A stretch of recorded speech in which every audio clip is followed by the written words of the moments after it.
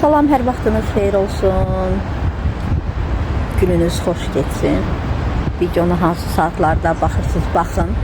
Ümid edirəm ki, mənim problemlərim sizi o qədər də narahat etməz.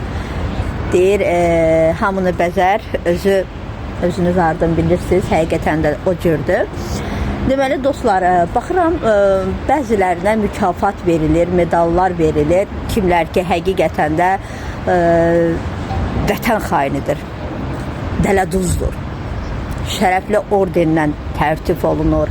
İndi mən bir nəfərdən danışacağım, yəni şəklində burada qoyuram ki, mənim kimi insan uzun illər canını fəda vermiş, deyəcəksiniz ki, o cürdə olmalıydın, amma tanıdığım adamlar var ki, heç saçı da ağarmadı, heç belə səhhətində problem də yaranmadı, çünki canını vermədi o işinə. Amma olsun da hərə bir cürdür, ailədə necə tərbiyə götürürsə, özünü necə tanıyırsa o cürdə işini sevir. Belə, deməli, səs yazıları paylaşıram, bəli, onun haqqında və sizə deyim ki, keçən ildən artıq 3 il olacaq ki, mənə çeklər atılır və mən sizə gəlin belə eləyək də bir video var, onu paylaşım, sonra davam edək. Sabahınız xeyir. 8-ə işləyib 15 dəqiqə və mən gedirəm Ucar rayonuna gedən avtobuslara və yaxud da minik maşınlara tərəf. Nə üçün?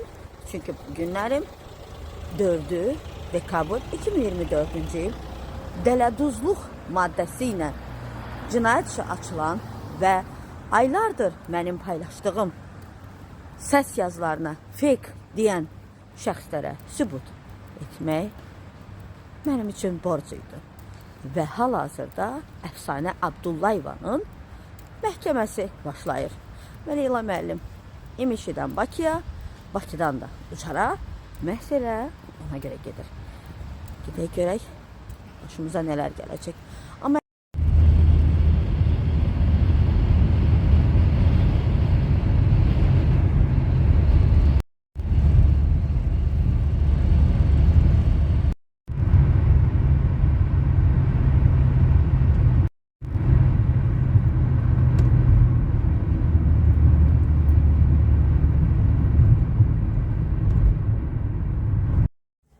deməli dostlar, Ucar məhkəməsində də oldu. Bugün də Əfsanə xanımın ilkin baş tanışlığı idi.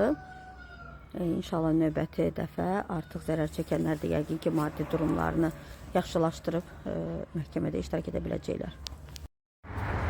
Ucarı da gəldik, gördük. Qayıdıram indi Bakıya. Növbəti məhkəmə prosesinə gəlmək ümidi ilə. Və kimlər ki deyirdi ki, fake səslərdir, indi yazsın Leylanın səhifəsinə və üzr istəsin. İnşallah hər şey necə deyərlər, açıq-aşkar oldu və daha da ardı olacaq. Sadəcə mənə inanmayanlara bu bir dərs olsun ki, Leyla müəllim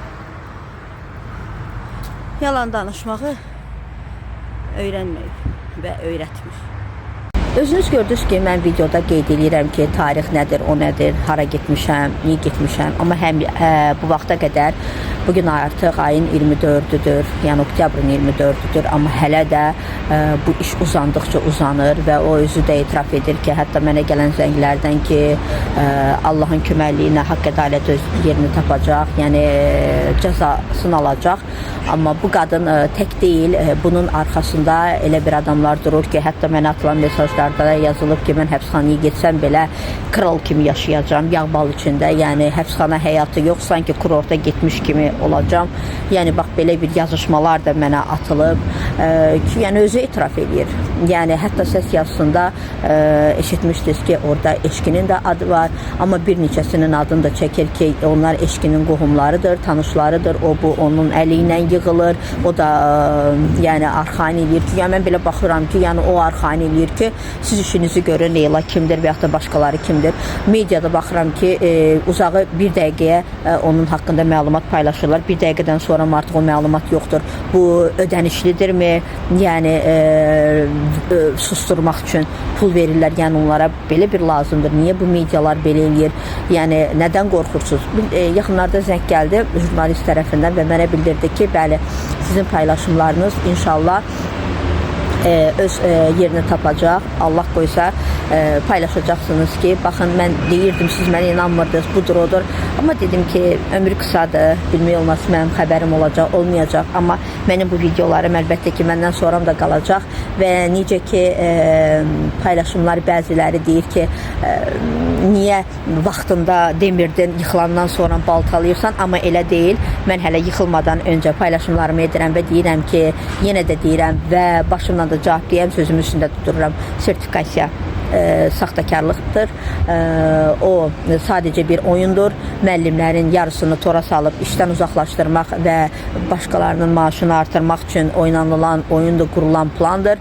Mən Azərbaycan vətəndaşı olaraq və ali bir təhsilli bir adam kimi demək istəyirəm və əminəm ki, %100 ki, bu 3-4 ilin planı deyildi. Bir neçə il əvvəlcədən planlaşdırıldı ki, biz nə edək? Çünki bugün məhkəmələrə verirsən və səni məhkəmə geri çəkir ki, ola bilməz ki, orada saxtakarlıq olar. Bəzi hakimlər deyir ki, bəli, mümkündür, amma özləri də qorxur, yəni boyunlarına alıb sona qədər getmək istəmirlər, başlarından eləyirlər. Bu da mənim məhkəmələrim, bu da mənim hakimlərim, bu da mənim vəkillərim. Yəni kimə müraciət eləyək? Bugün mən cənab prezidentimizə məktub yazıram, kimlə ki şikayət eləyirəm, həmən o adam mənə cavab göndərir. Mən bugün Elm və Təhsil Nazirimizə məktub yazıram, kimlə ki şikayət eləyirəm,